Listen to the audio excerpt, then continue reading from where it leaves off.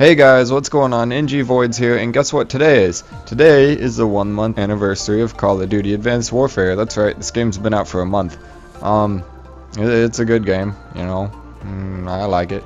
It's definitely better than Ghost, but today we're just gonna have a little mini review for 1 month because, I don't know, see how the game's doing, you know. I don't know. I'm bad at talking. Why are you watching this video? You've got better things to do with your life.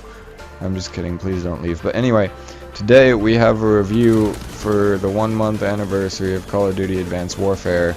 I mean, tomorrow is technically 1 month, but then again, today is technically 1 month because day 0. But anyway, this game's been out for a month. And what do I think of it so far? Well, it's a good game. It's, in my opinion, it's much better than Ghost, much better. I mean, you have to try to make a game worse than Ghost, but anyway, it's a lot better than Ghost. I don't think it's the best Call of Duty, but anyway, I think it's a good game.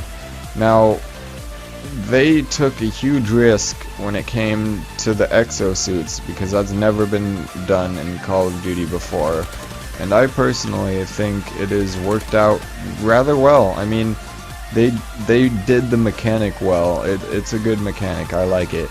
I do not think it's going to return in the next Call of Duty by Treyarch, but I think it's been thus far successful. I mean, it's fun, it's new, and a lot of people like this game just because of how different it is from every other Call of Duty, so it's worked out. Now, as I've said, the exosuit has worked out well for Call of Duty, but what are some things that have not worked out so well? Well, it's not exactly things that haven't worked for the game, it's things they need to fix and probably will fix.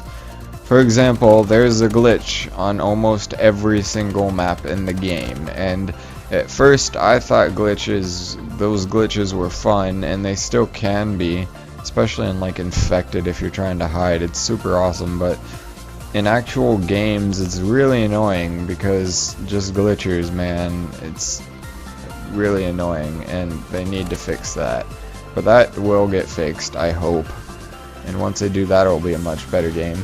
And another huge thing is weapon balancing. I mean, we all know the BAL's the best gun in the game by far, and that's kind of dumb.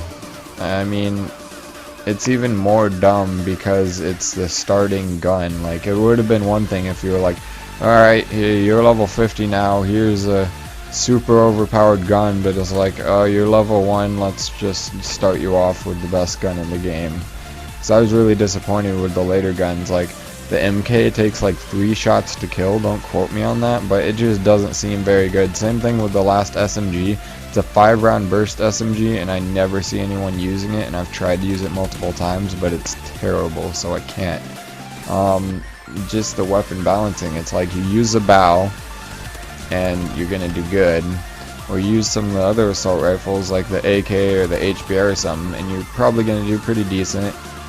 Maybe if you're good with a sniper, you use a sniper and you do alright, but other than that, you can't do good. I mean, there's that one SMG, I forget what it's called, I don't even know, I haven't played in a few days, but one of the SMGs is pretty good.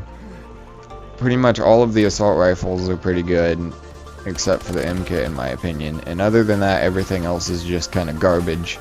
So you need to do a bit better job with the weapon balancing, and we've already gotten a nerf for the BAL on 360, but it's still ridiculously overpowered, so hopefully they'll do better balancing the weapons as time goes on, and fix those glitches, balance the weapons, and this is going to be a really good game.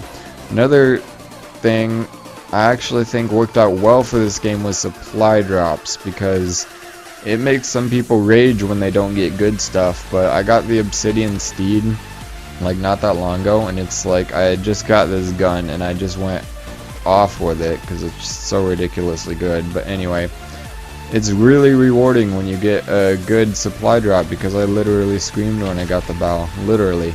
So I think that's actually good because it makes some people rage, but when you get good stuff, it's really exciting.